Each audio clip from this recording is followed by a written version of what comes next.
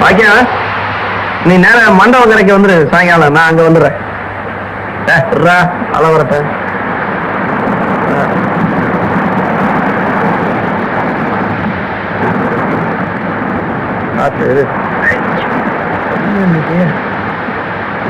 எச்சரிக்கை எச்சரிக்கை, ஒரு முக்கிய அபாய அறிவிப்பு.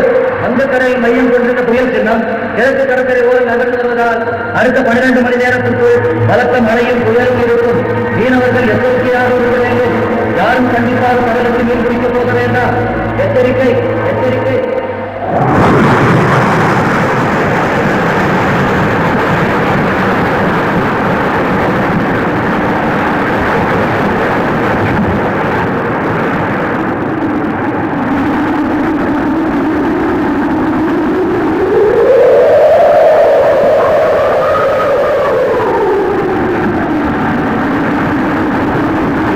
வங்காள விரிகுடா கடலில் மையம் கொண்டிருந்த புயல் மணிக்கு 100 மைல் வேகத்தில் சுழன்று அடித்தது. 15 மோட்டார் படகுகளும் 100கணக்கான நாட்டு படகுகளும் கடலில் மூழ்கிவிட்டது. மீட்பு பணியில் ஈடுபட்ட அதிகாரிகளின் தகவலின்படி இந்த புயலில் மண்டபம் அதை சுற்றியுள்ள பகுதிகளிலிருந்து கடலுக்கு சென்ற மீனவர்கள் அனைவரும் உயிர் இழந்ததாக தெரிய வருகிறது.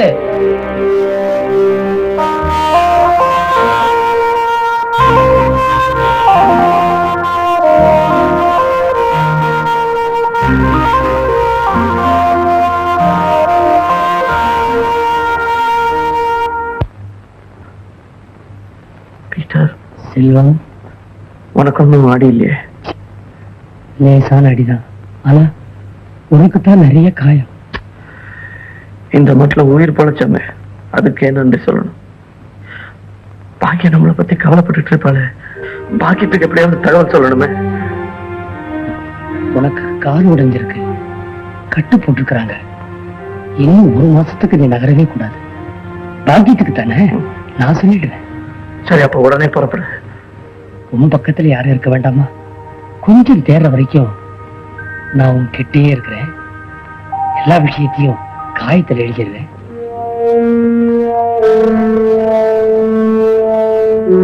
என்னங்க முதலாளி கடுதாசி எங்கிட்ட இருந்து வந்திருக்கு?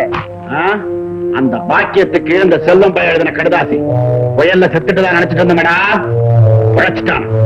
இந்த கடுதாசி அவ கையில கிடைச்சிட்டா அப்புறம் அவன் இருக்கிற இடம் தேடி போயிடுவான். எனக்கு கிடைக்க மாட்டான்.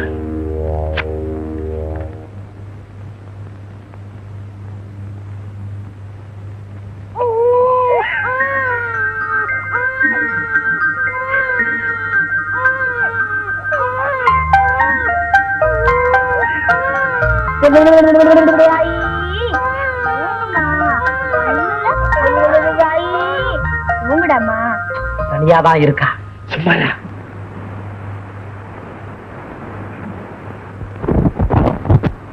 பாக்கியம், இப்படி எல்லாம் நடக்கும்னு யாரு கண்டா? ஒன்னு நினைச்சாலும் எனக்கு பரிதாபமா தான் இருக்கு.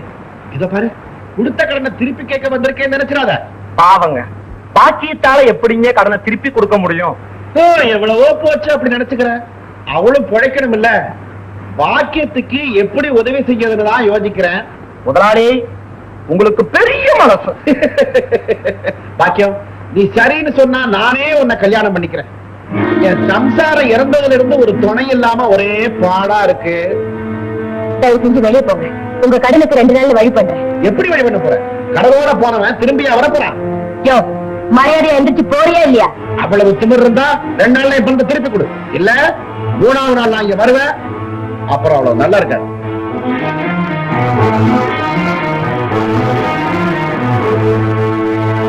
செல்வம், இனிமே நீ எதுக்கும் கவலையே பட வேண்டாம். கலெக்டர் கிட்ட நீ கேட்டிருந்தியே 3 படகு, அது உனக்கு சாங்ஷன் ஆயிடுச்சு. அதோட உடஞ்சி போன படகுக்கும் இன்சூரன்ஸ் பணம் கிடைச்சிடும். பை த பை, இதுல ஒரு கையெழுத்து போடணும். Be happy, best of luck.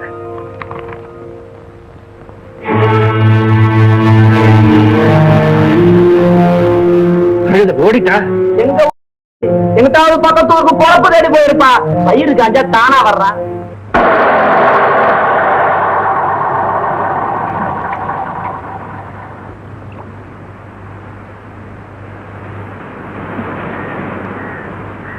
பாக்கியம், செல்வண்ண நீங்களா? பாக்கியம் இல்ல, அவங்க ராவா ஊரை விட்டு போயிட்டாங்க. அவ எங்க போயிருக்கான்னு தெரியுங்களா? அவங்க எங்க போனாங்க, என்ன ஆனாங்கன்னு எங்க யாருக்குமே தெரியாது.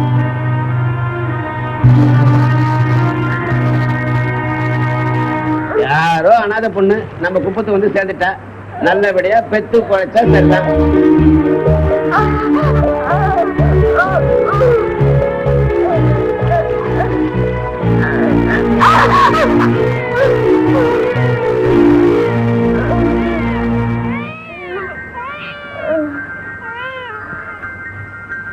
ஆண் குழந்தை நல்லா இருக்கட்டும், நல்லா இருக்கட்டும். பாக்கியம் உயிரோடு இருந்தா நிச்சயமா நேரம் உனக்கமா தேடி வருவா.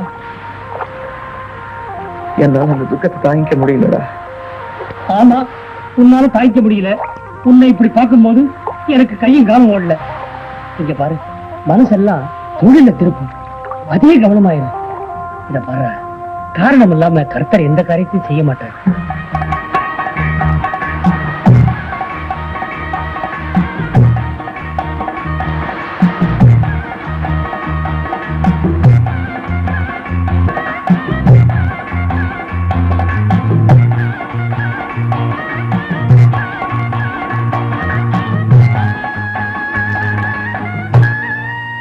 அட பாக்யம், ராதாதே, என்ன எந்த ஊருக்கு வந்திருக்க? இதான் எங்க அத்தை ஊரு. நாங்க திருவிழாவுக்கு வந்தோம். அவர்தான் எங்க வீட்டுக்காரு. இளநீ சாப்பிடுறியா? இல்ல வேண்டாம். பாக்யம், நான் கேக்குறேன்னு தப்பா நினைச்சுக்காத. உனக்கும் செல்வத்துக்கும் ஏதாவது தகராறா? என்னடி சொல்ற? செல்வம் இப்ப குளத்துல ரொம்ப நல்ல நிலைமையில இருக்காரு. 10 நாளைக்கு முன்ன நானும் எங்க வீட்டுக்காரும் ஒரு கல்யாணத்துக்கு போயிருந்தோம். அப்ப பார்த்தோம். சொல்றேன், உயிரோட இருக்க. ஆமா, வயல தப்பிச்சுட்டாரா? நான் பார்த்தனே. பஸ்ஸுக்கு நேரமாச்சு, போலாமா? நாங்க போயிட்டு வரோம்.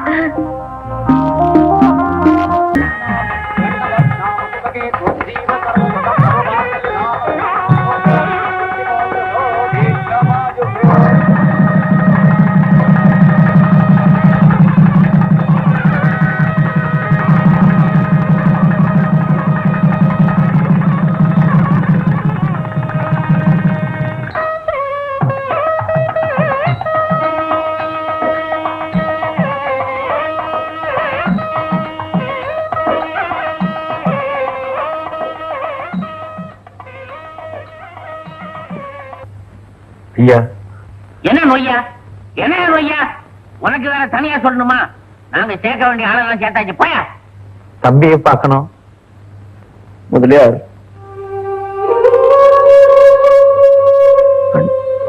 தம்பி, முதலியார், இது என் அண்ணன். நான் முக சாயலை பார்க்கும் போதே நினைச்சேன் அப்படித்தான் இருக்கணும்னு. பீட்டர், வணக்கங்க.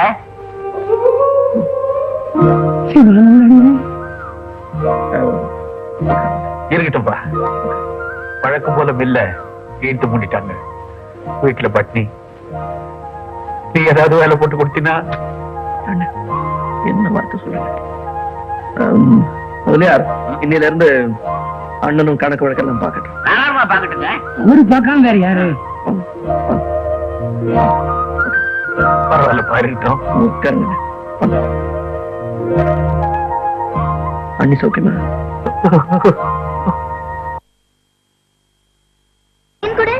மீனை தொடாத, போடா. அப்பம் பேர் தெரியாதவெல்லாம் மீனை தொட்டக்கா நாளைக்கு என் வலையில மீனே கிடைக்கும்.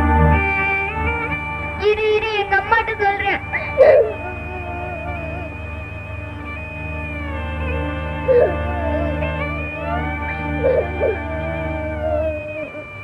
ஏ ராஜா, ஏன் அழுகுற? மீனை தொடாதன்னு சொல்லி காத்து முத்து மாமா என்ன அடிச்சிட்டாரு. நீ எதுக்கு அங்கெல்லாம் போற? இத பாரு, சின்ன தூண்டில் வச்சு நீயும் மீன் பிடிக்க கத்துக்க. உங்க அப்பா மாதிரி நீயும் பெரிய ஆளாகலாம். யாருமா எங்க அப்பா? வா, உனக்கு மீன் பிடிக்க கத்து தரேன்.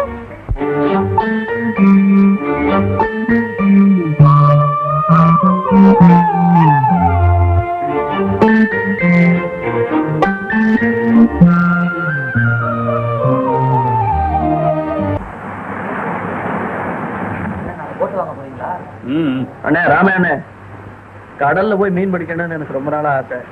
வலையும் படகும் கொடுத்தீங்கன்னா நிறைய மீன் பிடிச்சு தரேன். சம்பளம் கூட கொடுக்க வேணாம். உனக்கு எத்தனை தடவை சொல்றது? கிடையாது, போ. ஏன்னா எல்லாருக்கும் கொடுக்குறீங்க, எனக்கு மட்டும் கொடுக்க மாட்டேங்கிறீங்க. அப்பன் பேர் தெரியாத பயல்களுக்கெல்லாம் போட்டை கொடுத்தேன்னு வச்சுக்க, கடல் தாய் என்ன மன்னிக்க மாட்டா. அதையும் மீறி கொடுத்த போட்டு கவுந்துரும். போ. ஏய், நான் ஒண்ணு அப்பன் பேர் தெரியாதவன். ரோஷம் வருது. எங்க உங்க அப்பன் பேரை சொல்லு பாப்போம்.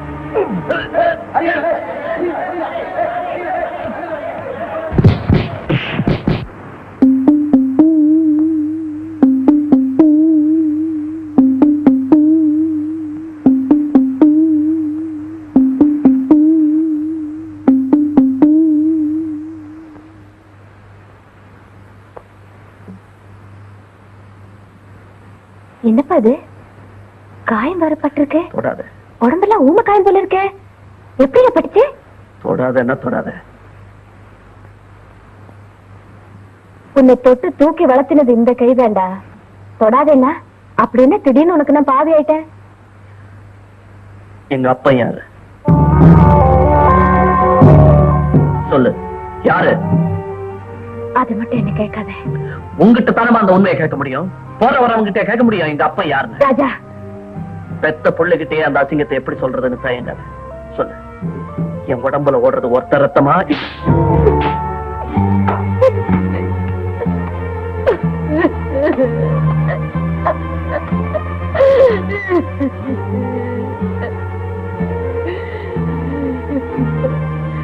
அப்பவே உனக்கு படிச்சு படிச்சு சொன்னேன்டா.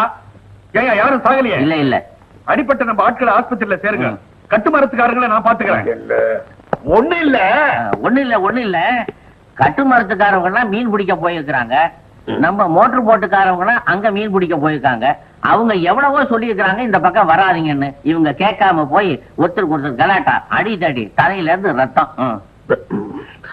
கட்டுமரத்துக்காரங்க மீன் பிடிக்கிற இடத்துக்கு நம்ம படகு எடுத்துட்டு போனோம். நியாயமா நம்ம ஆழக்கடல்ல மீன் பிடிக்கணும். இத்தனை நாள் அப்படித்தானே படிக்கிட்டு இருக்கோம். இப்ப திடீர்னு அங்க போய் மீன் பிடிக்க சொன்னது யாரு? நான் தான் போக சொன்னேன்.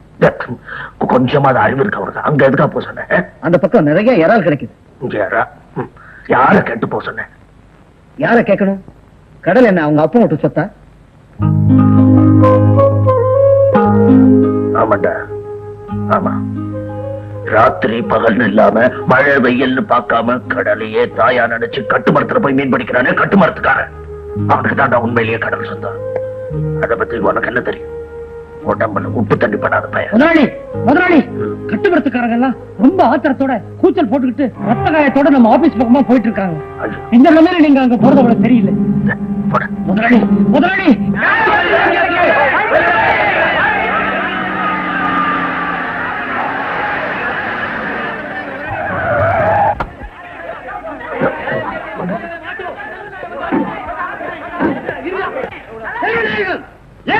அடிக்காத. பழிக்கு பழி வாங்கிய தீர்வோம். என்ன நடந்ததுங்கிறத அமைதியா சொல்லுங்க. இங்க பாருங்க, நாங்க மீன்பிடி சேலத்துல உங்க ஆளுங்க மீன் பிடிச்சது இல்லாம அடியாளுகளை வச்சு எங்க ஆளுங்க எல்லாத்தையும் அறுத்துட்டாங்க. நியாயம் இல்லதான். தப்பு என்பதுதான் நான் ஒத்துக்கிறேன். ஆனா இதெல்லாம் எனக்கு தெரியாம நடந்துச்சு. அதுக்காக இப்ப என்ன பண்ண முடியும்? வேணா உங்ககிட்ட நான் மன்னிப்பு கேட்கிறேன். அடிபட்டவங்களுக்கு ஏதாவது பரிகாரம் பண்றேன். அமைதியா எல்லாரும் ஆபீஸ்க்குள்ள வந்தீங்கன்னா நல்லா இருக்கும். ஐயா, அவங்க எல்லாம் ஒண்ணும் பண்ண மாட்டாங்க. ஆபீஸ்க்குள்ள அனுப்பி வைங்க.